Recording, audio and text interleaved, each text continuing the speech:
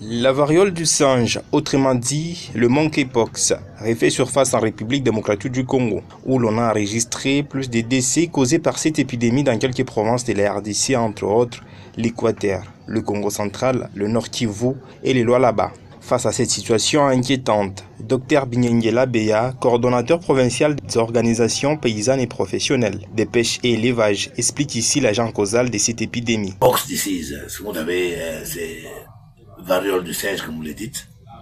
Oui, les nodules qui viennent là, tout ça. Et on parle de monkeypox disease. Monkey veut dire singe, pox, c'est une pathologie virale disease. C'est-à-dire qu'il y a en préambule un vaccin. Même si la pathologie vient, il y a un répondant. Le monkeypox est une épidémie qui ravage mais peut être traitée si la personne contaminée est bien prise en charge par les structures appropriées, a-t-il ajouté. Cette viande est mise à la disposition humaine sans être sécurisée. Il y a lieu que l'homme soit contaminé. Et vous verrez que nous avons beaucoup d'espèces de singes. Et la viande de singe est contaminée. Et cette pathologie-là aussi, elle peut aussi venir d'autres espèces animales.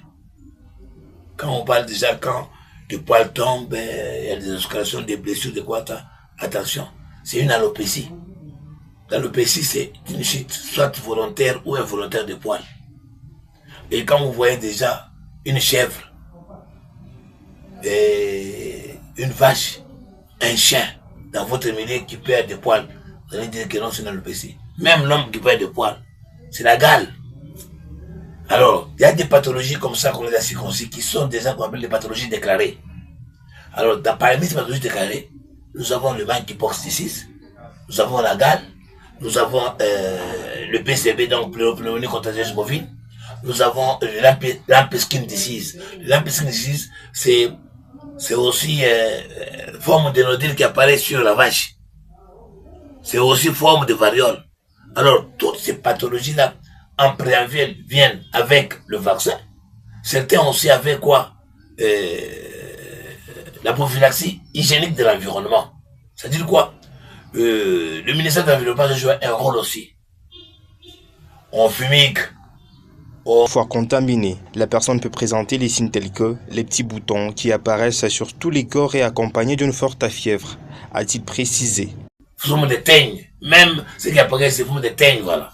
Donc, les symptômes là qui sont visibles, quand vous avez ça, et la température aussi, vous faites de la fièvre interminable. Voilà au moins les symptômes, les signes que vous pouvez voir à l'œil nu, pendant que la pathologie déclarée est déjà épidémique ou endémique, je ne sais pas.